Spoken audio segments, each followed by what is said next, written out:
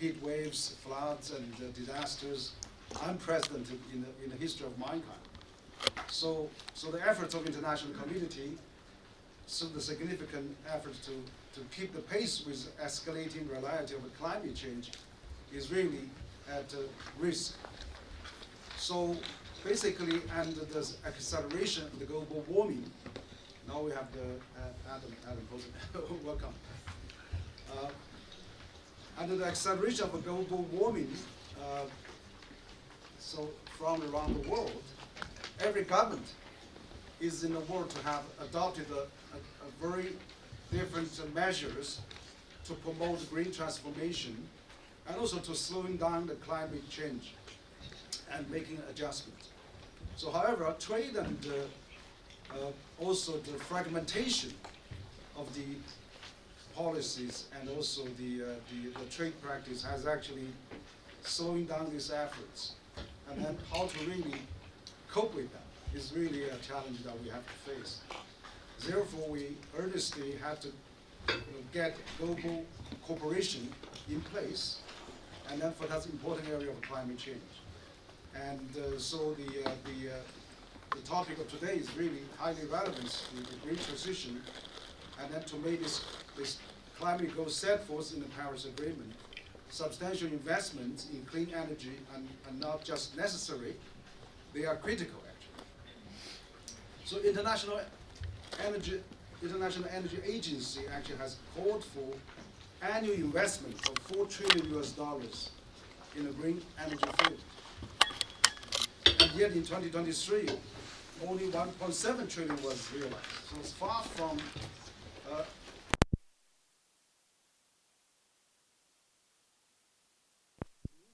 and what has been achieved highlight the urgent need for high cost-effective products, advanced technologies, and efficient resource allocation. So for example, let's consider the solar panel product, which presents an immense growth opportunity for the world to take advantage of the fight climate change. The IEA projects that global demand for new solar installations will reach 20 gigawatts. But by 2022, we have only achieved a quarter of that. Again, far from the overspending, overcapacity.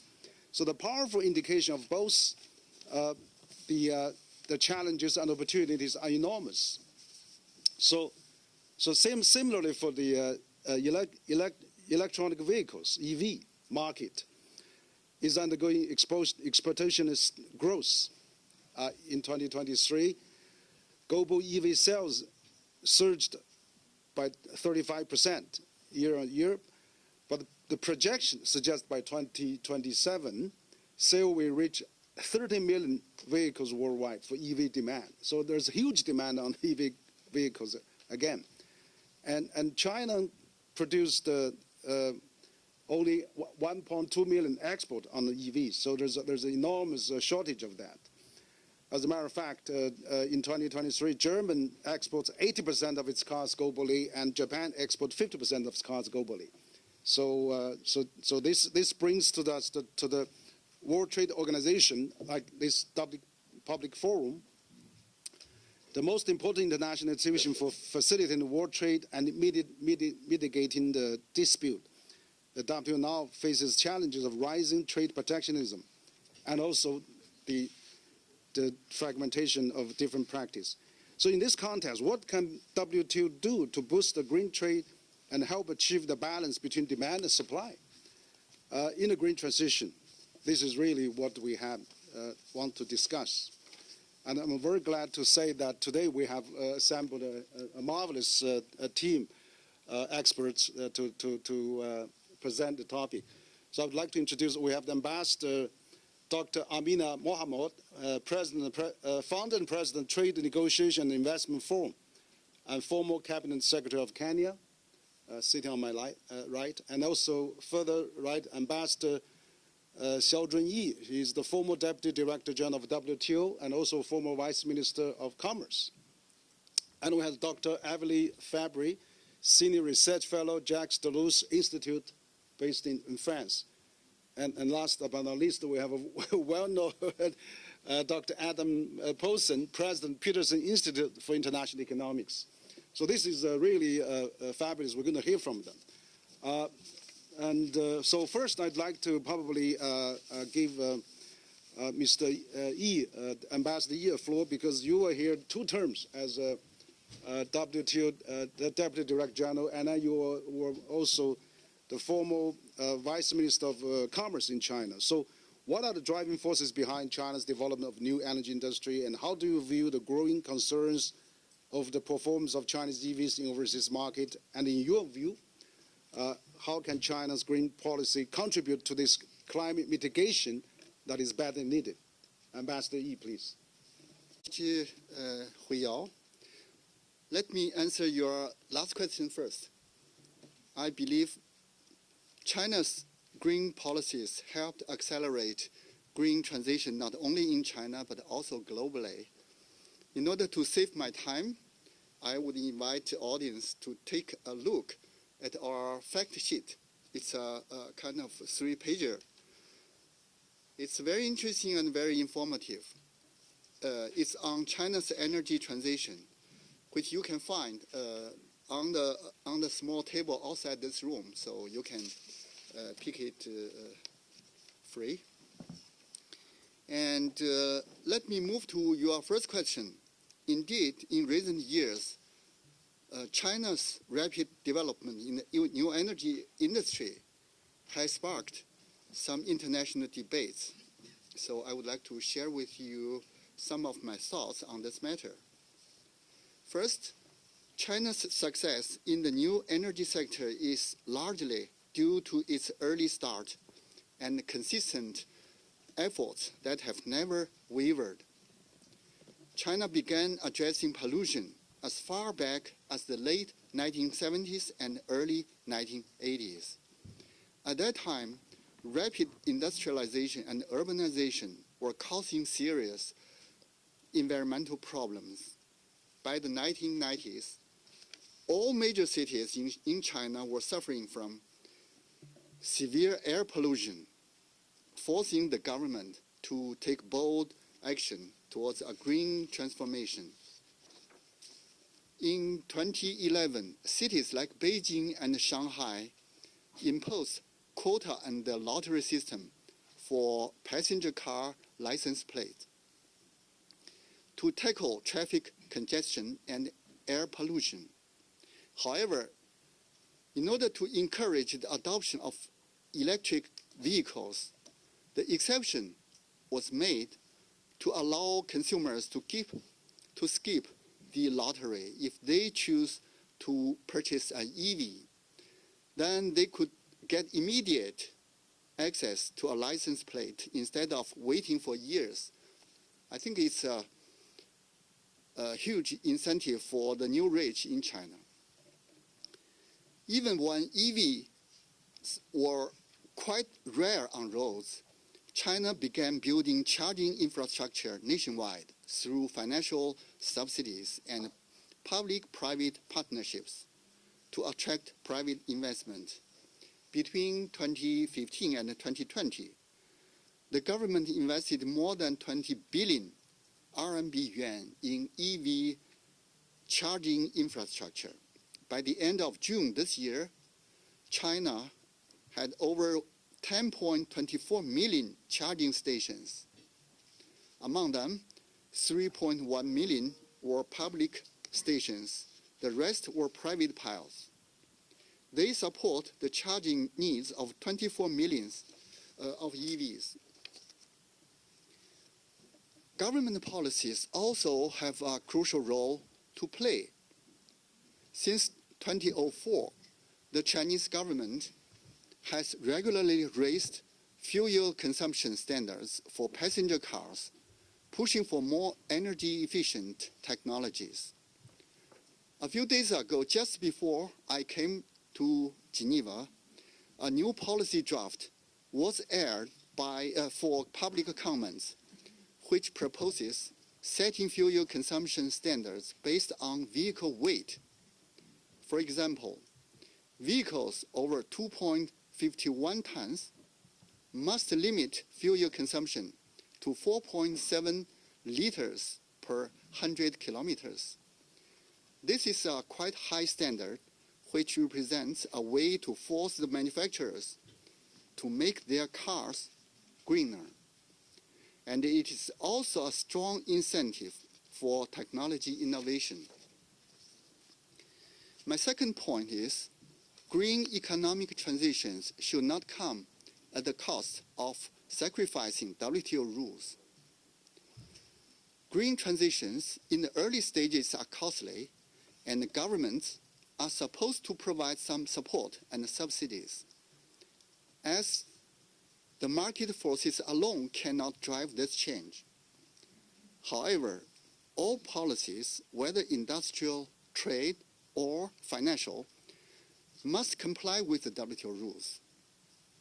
Any unilateral measures that disregard these rules should be considered unfair.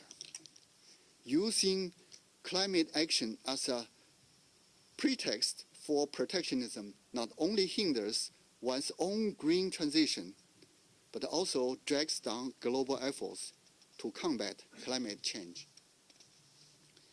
My third point is, contrary to what some in the US and Europe might claim, the development of China's new energy industry is not by virtue of government subsidies. Relying on subsidies could never create a healthy industry.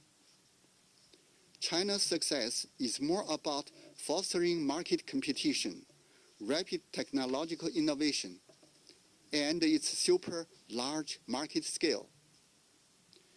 Take China's solar industry as an example. Intense competition constantly puts less competitive players out of business. Even once dominant companies like Wuxi, Santec, Shangde eventually collapsed.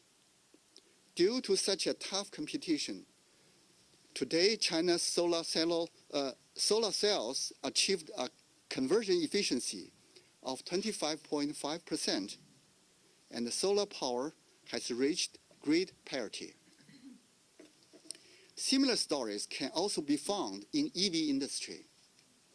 In 2018, China had over 480 EV manufacturers, but now only around 50 remain alive. The full-fledged competition drove companies to accelerate innovation and continuously reduce their cost. It's interesting to know that the EV development cycle in China takes only 18 to 24 months, whereas in Europe, it normally takes 4 to 5 years. The Chinese government has also made a lot of efforts to encourage EV consumption. Policy include purchase tax exemptions, priority in vehicle registration, no driving day limit, etc. These benefits apply equally to imported cars and foreign invested companies. Coupled with solid infrastructure, such policies have created huge demand for EVs in China. In 2023, China had nearly 42 million EVs on the road, more than the total of the US, Germany, France, and the UK combined, representing about 61% of the world's total. According to Wright's law in economics, every time China's EV output doubles, production costs drop by more than 20%. Obviously, China's low EV production cost largely lies in its massive market scale. Finally, this is something in my heart. More than 20 years ago, China adopted a series of measures to protect its weak auto industry. Measures taken included strict import quota, high tariffs up to 200%, government subsidies, and strict restrictions of foreign investment from entering auto industry. However, such high protection only led China's auto industry further falling behind. The success story of China's EV industry today is mainly attributed to China's accession to the WTO with bold market opening and its full integration into the global value chain.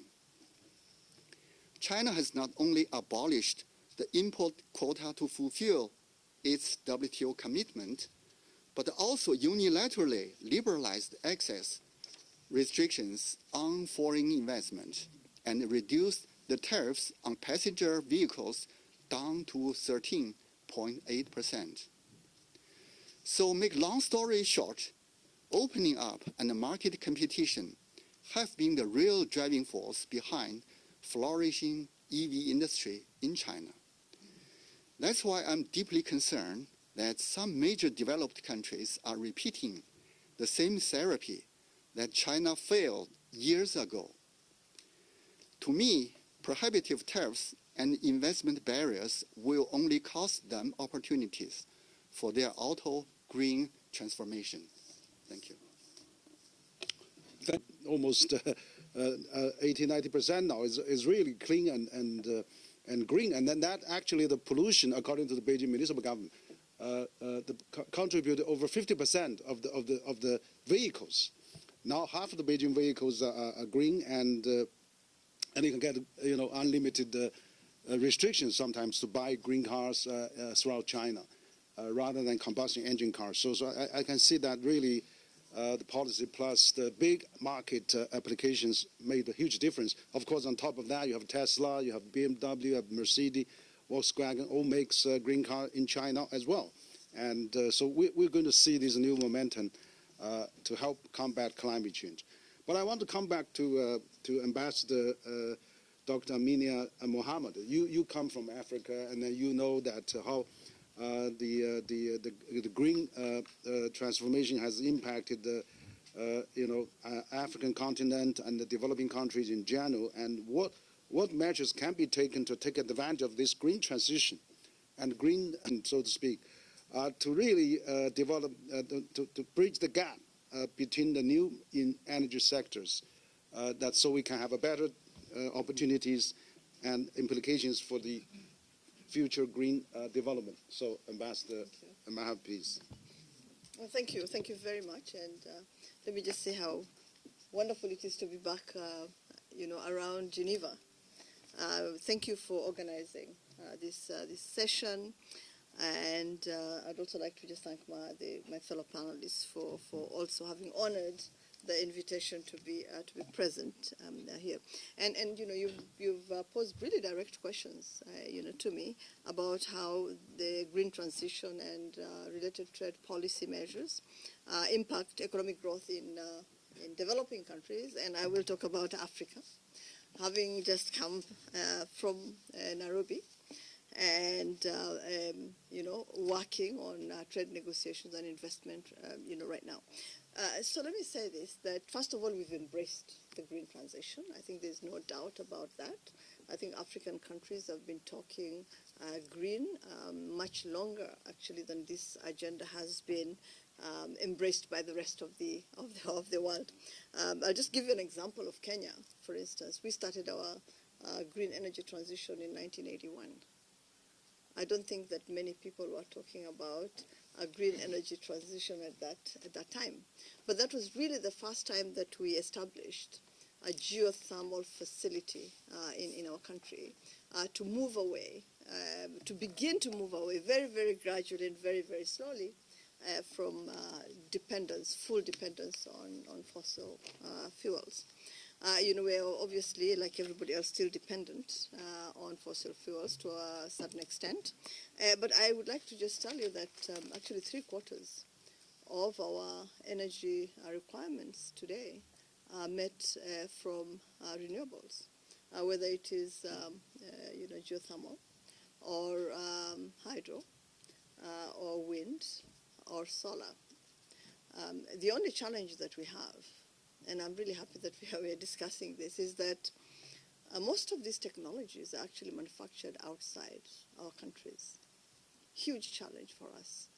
Not affordable, many cases not even accessible. So for us, I think that the biggest challenge that we face today, to be able to move the needle a little forward, is to ensure that that we are granted full accessibility, including in supporting the manufacture and the development of these technologies, but also that the technologies, when they're available to us, be made affordable so that our countries can fully embrace this. And I know that, and Henry, you spoke about how much had been pledged and what was really on the table. So there's a need for a faster movement. I think some momentum towards ensuring that the facilities, that the funds that have been created to support this green transition actually happen. So what happens with our trade policy measures as a result of this movement away from the frameworks that we've had? And I have to tell you that some of our policies were actually developed in the very recent past. For many countries that have just joined the WTO in the last 10, 15 years, these policies have been in place for 10 years, maybe less, because then they began a journey of developing and formulating their policies to align to WTO rules and regulations. And so these are new policies, in effect, and we are telling everybody that they need to change. So in order for this to happen, and to happen as quickly as we'd like to see it happen, because again, Henry has referred to the, tragic, consequences of not embracing change. We will need to support these countries. It's being told that you need to change, and you change. And then when you think that now you have a critical mass of people that you have trained to actually implement the standards that are in place, then you have to change them again, and you have to adjust them again, and sometimes deconstruct them completely.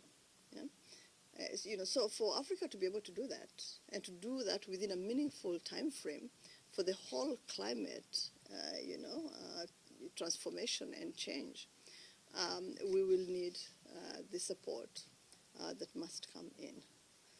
Support in terms of technical support, but also financial support, because implementing these policies will require a lot of heavy lifting.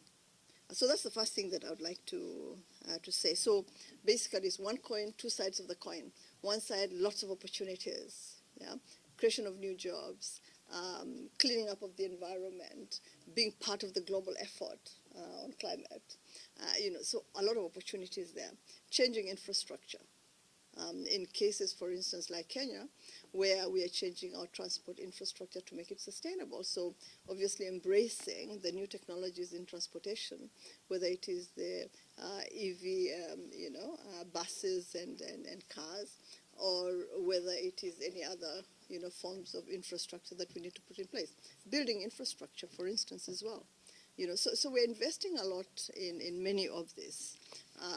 In many of these areas, but the support really needs to be present. There has to be understanding on just how much we've had to do in a very short period of time. We had countries, that gained independence in the 80s, for instance. Some in the 90s, Godfrey in the 90s, and then embarked very fast on engaging the rest of the world, putting in place everything that needs to be done to be part of this global environment, and then have to really quickly change. So there's also the need to be compliant. So comply with new product standards, comply with new process standards, comply even with the production standards, the new production standards, and all that requires a lot of heavy lifting. And sometimes what we've found on the continent is that you have environmental standards that have been putatively introduced. And some of these actually camouflage protectionism. So just in terms of, for instance, in agriculture, right? We export a lot of agricultural products to many parts of the world. And for many years, we've had standards in place, and then all of a sudden, you have a very short notice period within which to transition from the standards that you're used to, and that you spend a lot of money putting in place to new standards that are completely different, but also very, very costly. So meeting all these new standards will obviously require a lot of collaboration, a lot of partnerships, a lot of support. And I think the other area, and it's an important area, because without it, there's no technological development. There's no technological advancement. It's in the extractive sector. The minerals that are required for this transition are in Africa. Mainly, they're also in other parts of the world, but they're mainly on the continent.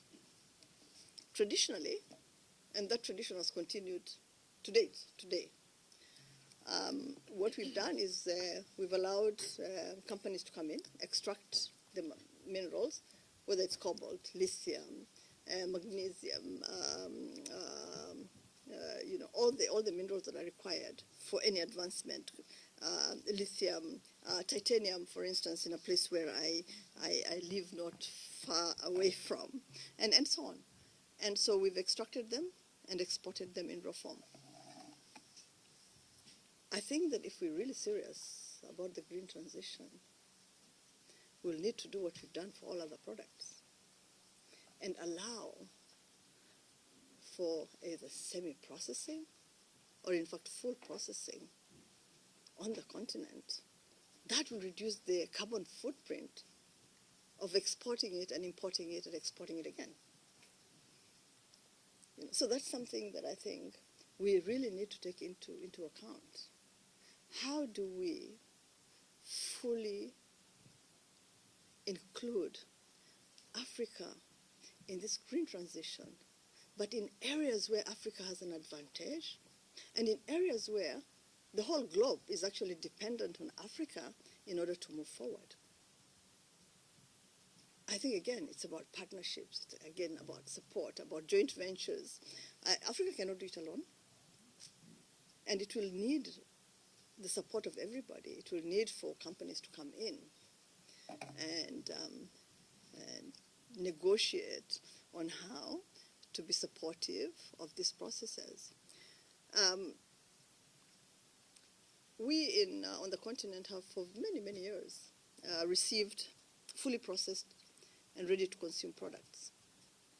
So it's not so difficult to understand that it's actually necessary, and it probably will become important for that to happen on the other foot as well, so that we're able not just to export the raws, but export semi-processed, maybe at some point fully processed commodities, products to the rest of the world, so that this partnership has much more meaning, that this partnership is much more fundamental, this partnership is much more reliable, and this journey is much more predictable and much more sustainable. And then I think the other question that I was asked, and I think that's probably what I would say on the first issue. The other question I was asked was on what kind of measures we should put in place as developing countries, as Africans, to take advantage of this green transition. And I think I've mentioned some of that we need to invest in some critical sectors, whether it is in renewable energy, which we in Kenya have done quite successfully and have supported countries in our region to do the same. I think we have helped develop geothermal in Ethiopia, in Tanzania, and in Djibouti, very, very transparently, very openly, and in a very supportive manner. I've talked about green infrastructure and the need to invest in that, and of course the need to make sure that our manufacturing also, which has to be green, is invested in.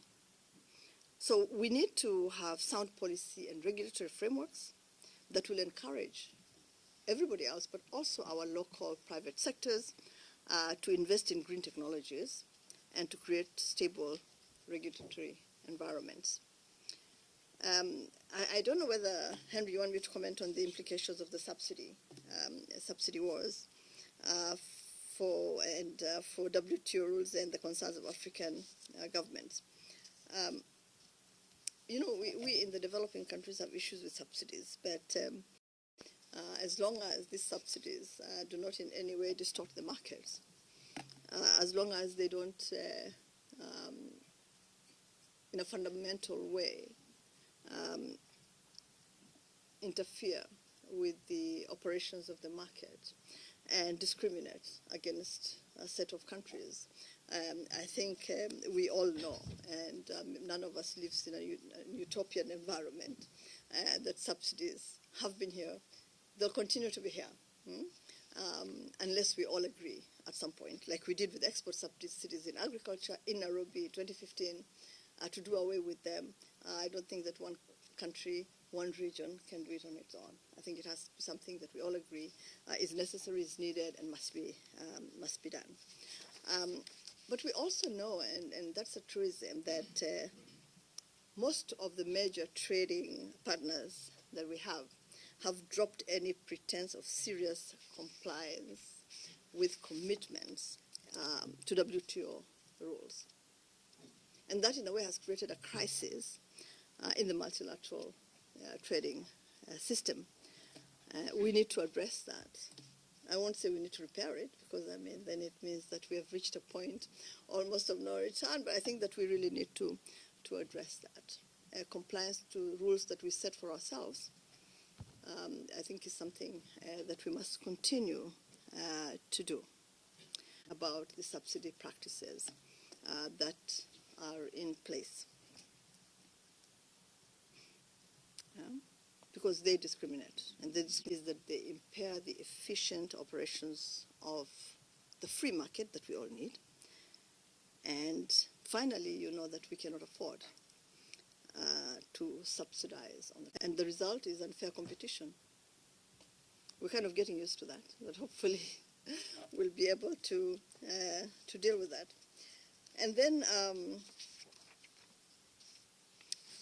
the other issue that I think was raised with me was what's the role of trade in the global energy transition? How can the multilateral trading system is struck? Because trade, along with investment, including FDI, are at the center of the global energy transition. So trade, investment, FDI, especially, in the center of the global energy transition. So for this to work, for everyone, balance must be achieved. So much on the green transition. You mentioned both wind, solar, power panels, hydropower, all develop, and of course we expect more investment there. And I think China actually on the green transition, for example, Chinese EV cars now invested in Latin American, in Asia, in Europe, and I'm sure in Africa as well. China, African, and developing countries.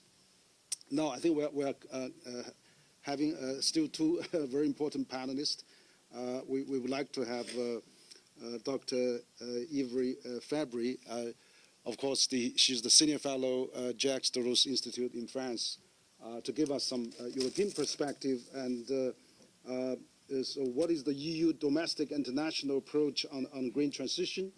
And you actually one time said by 2035, they're going to, phase out all the combustion engine. Good afternoon, everybody. Thank you very much, Henry, and thank you very much for the invitation. It's really an honor to be with such distinguished guests to discuss this issue, which is really a central one today. To analyze how the EU views the Chinese green transition and how is it positioning itself vis-à-vis the Chinese green transition, let me just go back to some years ago. And what is the state of play of the European green transition? For long, the EU has considered itself as a leader in the green transition. And it wasn't the only one. You just mentioned that Kenya in the 80s was already had quickly engaged. But since the turn of the 2000s, the EU was considering the transitioning its energy policy and has started subsidizing the development of renewable energy. It has developed a huge regulatory base for that green transition, and the European Commission that has just ended was really focused on that goal. It has led to that new Green Deal, to the Fit for 55 set of intense and severe regulations. And you just mentioned the target of 2035, which is not phasing out of ice, but forbidding the sales of new ice in the EU by 2035, so only allowing some EV sales in the European market. The European approach of the green transition is based on predictability, compliance with WTO rules, sticks with the regulation, and it's more known for those sticks than for the carrots that it has provided to the industry. Even if, looking back at those past years, we already see that the whole amount of all the subsidies that have been provided to the European industry are more important than what is now engaged in the American market. But while doing so, it has also adapted its legislation to align import regimes with the domestic regimes that were grounding that green transition. So we think about CBAM, we think about the deforestation regulations, the due diligence regulations. I will come back on that because it has raised some criticism from other parts of the world.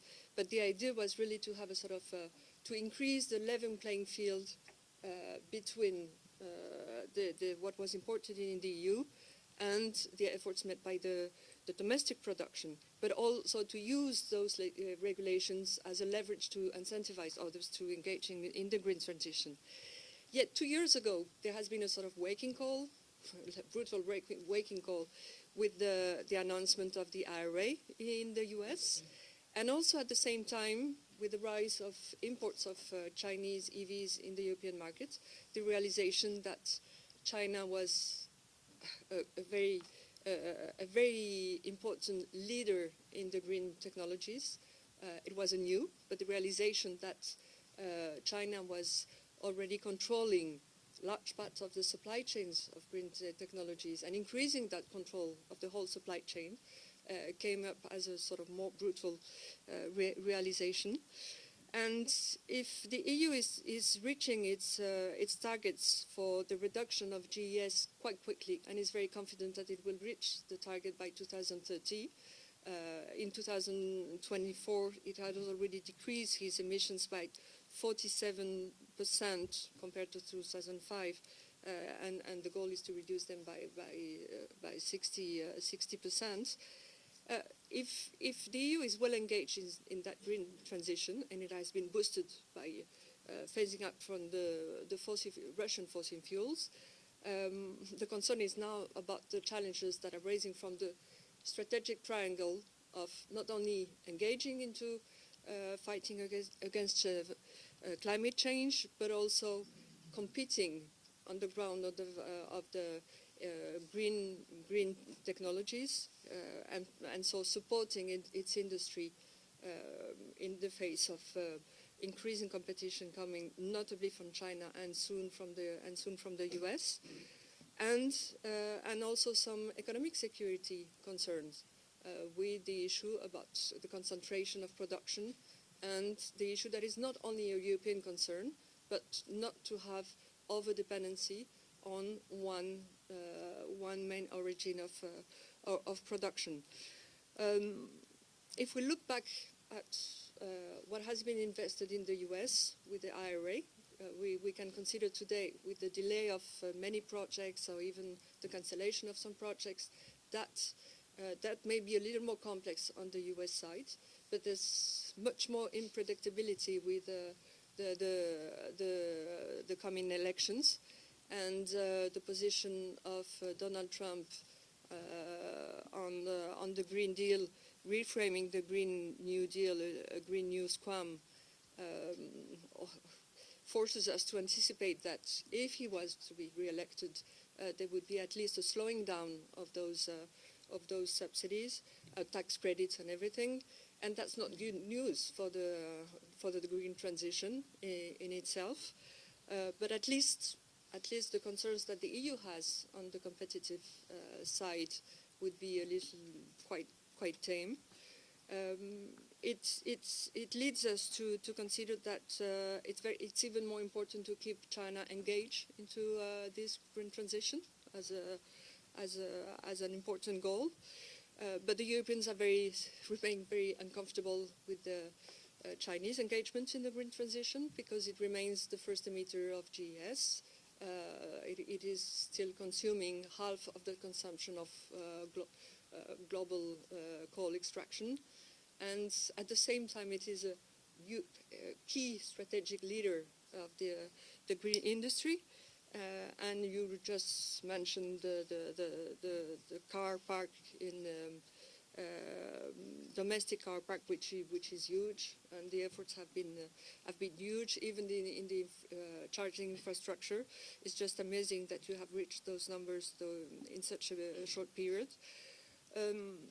But the fact that the US is now close, not only to the Chinese EVs, it was already, but to the Chinese technologies, is increasing the pressure on the European markets, and the need to support the European green industry is key to preserve that issue of the necessity to have a diversification of production of those green technologies in the world. And as Ambassador Mohammed was underlining, also to have that precisely that diversification in all the continents. So how the EU has been adjusting its strategy? The target of 2035 most probably won't change. And when you speak to the key stakeholders in the European markets, not only the OEMs, but the suppliers, they consider that they need that regulatory stability, not that we have that target. The countervailing duties that will soon be voted concerning the imports of Chinese EV in the European market will most probably be voted and implemented. There's we'll see, question mark, but there's not much suspense at this stage on that. But the issue is rather, what is it saying about the adjustment of the European strategy concerning that EV market, which is in a way a sort of laboratory of a potential adjustment of the European economic and trade and FDI strategy. The publication of Mario Draghi's report yesterday is probably raising the issue to the right level. I guess some of you had time already between yesterday and today, to look at what were the main messages. It's a message of urgency. It's a message of Draghi is really calling for a wake-up call, not only focusing on such an issue like the EV issue, but more structural issues for the European competitiveness, and with the decrease of productivity and competitiveness compared to the US and China. He is really focusing on the need to pool investment capacity in the EU, and this has a lot to see with the capacity to integrate rather the EU and to go beyond what was the break of the taboo of common borrowing, and to increase that capacity. We have reached some of the objectives that they had to have the European to have the Chinese EV car for 100%, but there's actually not very few Chinese EV cars ever get into the U.S. market. So was that really a protectionist of some kind? And then what about this policy of national green? How U.S. is approaching that with the U.S. election coming up? As we all know that we have to all work together to fight climate change for green transition. So Dr. Poulsen, your turn, please. Thank you, President Wang. Thank you all for turning out today, and thanks to my distinguished panelists. In many ways, it would be better if it was a current or former U.S. official instead of me on this panel. Not so much because they'd tell you things you want to hear, starting my timer, but just that would better convey in some ways the challenges the world faces. You probably shouldn't read too much into the fact that I'm here instead. It probably is more to do with the election than with anything else, but you should read a little bit into the fact that you have an NGO person from the U.S. rather than an official or ex-official in this area. And so where I want to start is essentially with Dr. Fabry's last sentence. Jean Pisani-Ferry and I published a book recently called The Green Frontier about the state of knowledge and the state of play in trying to advance the green agenda, the green transition. And there are various nuances, but the most important point is simply we need widespread, rapid adoption and spread of good green technologies as they become available and affordable. And as I warned against the Biden administration in an article 18 months ago, one of the biggest impacts of the Biden administration's contradicting their genuine concerns with climate with their Buy American, Build American, Subsidize American, and no climate carbon tax, is that this will inevitably lead to a much slower, much less even, much less generous and effective spread of green technology throughout the world.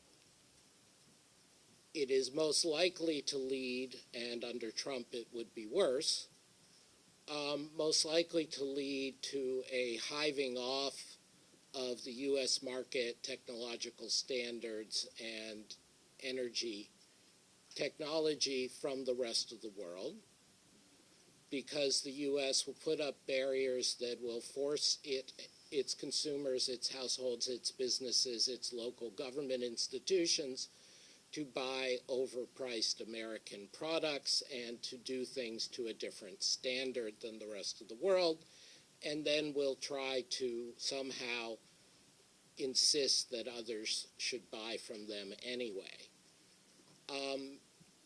This is not going to work. So, to me, as we sit here, and this is going to be a theme that I and others, I think, will be harping on throughout the next few days of the public forum, and which some of the colleagues here on this panel represent, is we need a positive agenda to go forward among third nations, meaning people other than the U.S. and China, without the U.S. and China. And if it turns out you can get the U.S. or China to credibly commit to do something useful, great.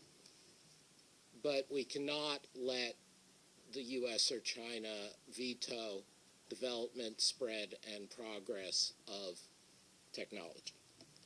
Now, I count the EU as a third nation in that it's not U.S. and China, and for many reasons, including some of the ones Dr. Fabry mentioned, the EU has been, in many ways, a much more constructive force on climate in terms of changing its own energy usage patterns and its own pricing of carbon than either U.S. or China. And nonetheless, the phrase that we have to keep the car industry here, we have to keep technological competitiveness and so on, of course, opens the door to the EU being almost as destructive as the U.S. and China. And yes, Mario Draghi released a report yesterday which had many good aspects, including issues of centralizing fiscal policy and finance in Europe that I support, but which left vague and room for these kinds of industrial policies and tariffs. And I think the challenge for the EU is to recognize that they have to, and I've argued this in various fora on various grounds, they have to not play the American or the Chinese game, which they're going to lose anyway, and they should be leading the alternative game, which is multilateral in spirit, if not multilateral in legal practice. So turning from that,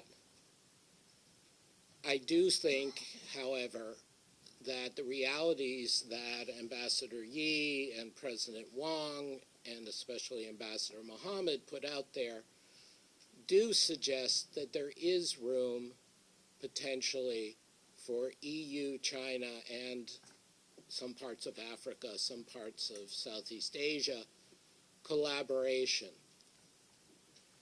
And there is no question, while it is contradictory in China that China is such a large coal user and emitter, but is bringing down its carbon emission per unit of GDP and is leading the world in various technologies, green technologies, that, and given the ability of the Politburo to make enforceable decisions, that one can imagine and possibly strive for an EU-China agreement that would admit many others, that would frankly leave the U.S. on the outside, that would advance the world's climate agenda. Now, this would have to be a high standard agreement, the same way that if China were to enter CPTPP, it would have to meet reasonable standards of openness. I hate the phrase level playing field, so let's just talk about allowing competition rather than anti-competitive behaviors. But given the fact, which remains true, that even in, say, for example, EVs, China has many domestic competitors. It's not just one company, that this could be dealt with. The final point I would make is in terms of prioritization for people of good faith working around the WTO from whatever country you come from or your employer is based. That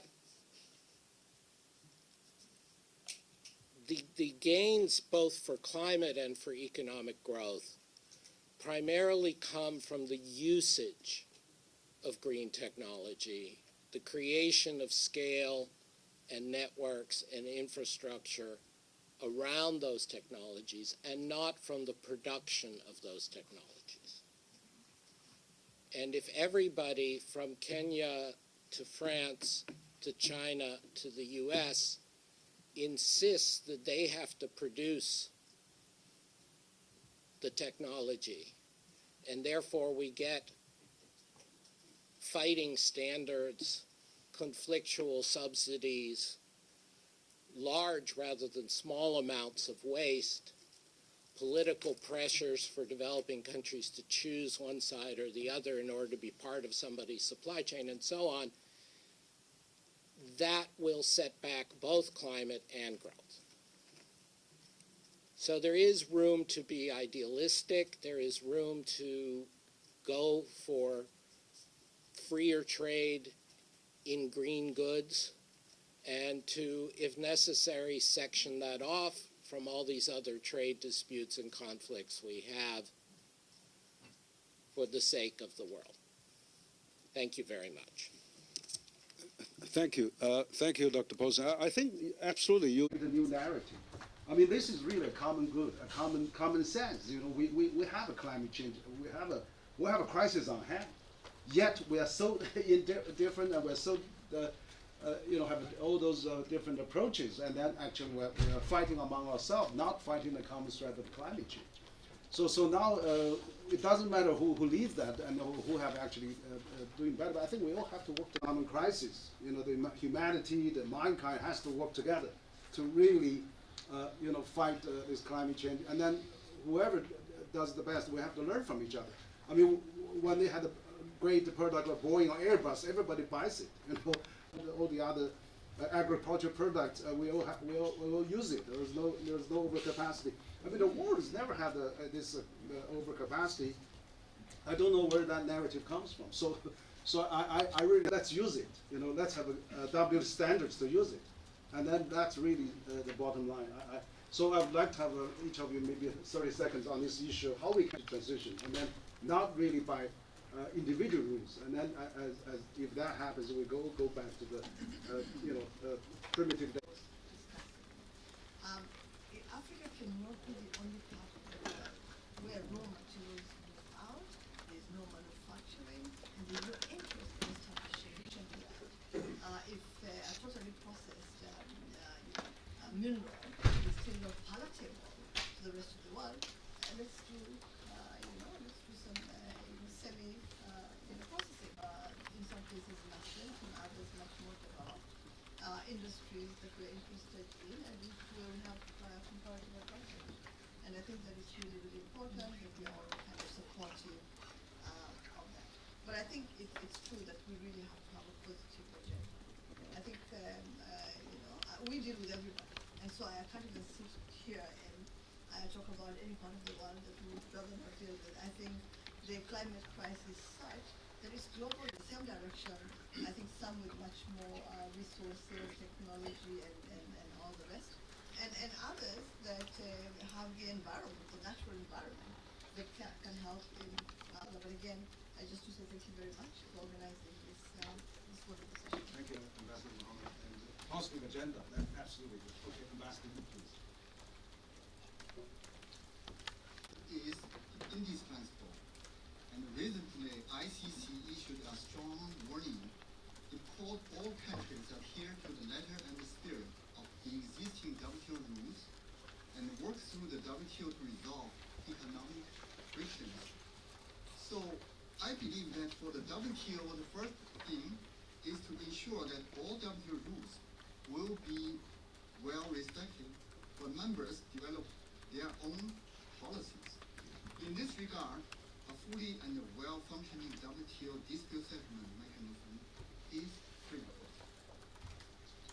Thank you, Ambassador. Absolutely. Developing countries and the poorest countries, and that's an angle that needs to be tackled much more by the WTO. There was a proposal that was put forward by the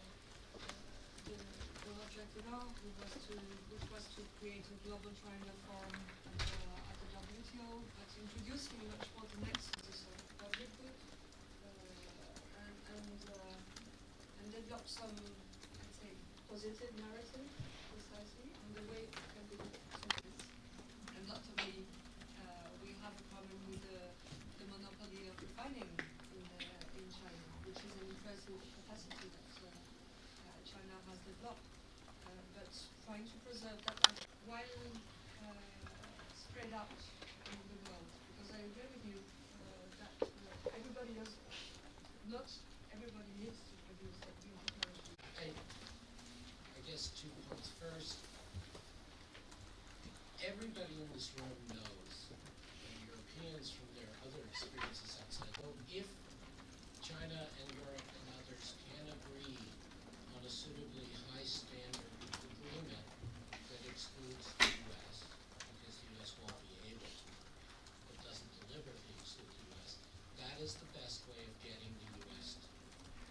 being the big subject of climate into trade, is there also scope to think about the, because we're talking about climate change and its effects, say for example on human rights, so can we also have the same emphasis on what public debt means for the welfare of citizens? So I'll give you a quick example. Many people probably already saw what happened in Kenya. in the summer with the protests, and one What's of your the question? lines. We need a question. So yes, yes. So my question is, when you have people on the streets protesting because the taxes that are being raised against them are so heavy, and some of these taxes include issues on climate change and climate change reform, and what a poor country like Kenya is supposed to, the standards that they're supposed to meet, can this issue also be a major topic at the level of global trade policy discourse? Okay. Thank you. Okay. Coherence between the policies that are enacted at the national level and those that are formulated at the global level. Right? Because of that incoherence, you see countries doing things that may not be in their own best interest. Okay? So the whole idea of making sure that the policies that and conversations. You refer to the demos in Kenya? Yeah. I think we've had them in many countries now, and the same issues arise. It's about the creation of jobs, and that's why it's so important.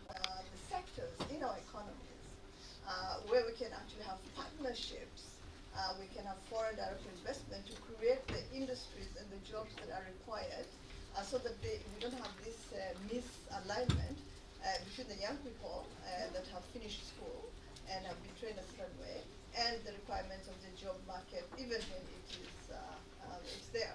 Yeah. So many issues. I think that different issues. Okay, great. Sorry, we are running out of time, and we will have to conclude now. And so I think we had a very fascinating discussion this afternoon. We talked about how we can learn Africa, China, EU, and of course China, US too, and also particularly WTO, which is a really bedrock of global trading system. I think this combining green subject with the WTO facilitation of trade and development is so important. I'd like to thank our audience for patiently staying throughout, and also particularly our panelists, Ambassador Amelia Mohammed, Ambassador Xiaojun Yi, Dr. Eric Fabry, Dr.